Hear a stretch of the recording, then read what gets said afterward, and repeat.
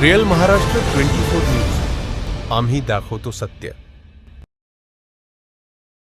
Smart सिटीची योजना, अमृत शहरांची योजना, स्वच्छ भारत शहरे योजना, प्रधानमंत्री आवास शहरी योजना, अशा अनेक योजना मोदीजींनी सुरू केल्या आणि या योजनांच्या माध्यमातून शहरातल्या गरिबांना, शहरातल्या मध्यमवर्गीयांनाही चांगलं जीवन मिळालं पाहिजे हा प्रयत्न सुरू केला। आज बघा, प्रधानमंत्री आवास योजनेमध्ये मोठ्या प्रमाणात गरिबांकरता, झोपडपट्टीवासियांकरता, बेघरांकरता मोदीजींनी घरं उपलब्ध करून दिले।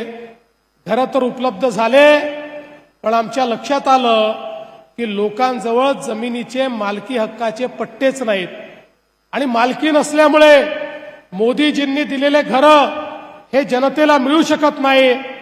2च महिन्यापूर्वी आपल्या सरकारने निर्णय घेतला, ज्या ठिकाणी झोपडपट्टी आहे, ज्या ठिकाणी अतिक्रमण आहे, जो रहिवासी अतिक्रमण करून बसलेला आहे त्या प्रत्येकाला त्याच्या जमिनीचा मालकी हक्काचा पट्टा हा आता आपलं सरकार त्या ठिकाणी देणार आहे।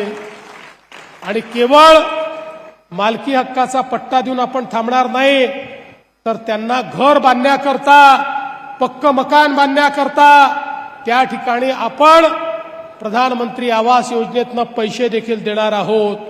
आपला प्रयत्न आहे, आज महाराष्ट्राच्या ग्रामीण भागामध्ये मोदीजींनी 30 लाख घरं दिली आहेत। एकही कच्चं घर हे पुढच्या 2 वर्षात राहणार नाही। शहरामध्येही प्रत्येक गरीबाला पक्क घर देण्याकरता आता मोदीजींनी आपल्याला निधी पण दिलाय आणि आता जागेचे प्रश्न देखील सुटतायत। त्यामुळे आपला प्रयत्न आहे, पुढच्या 5 वर्षामध्ये माझ्या परभणी शहरात राहणारे गरीब, झोपडपट्टीवासी, अतिक्रमणधारक यांना जमिनीची मालकीही मिळाली पाहिजे आणि पक्क घरही मिळालं पाहिजे।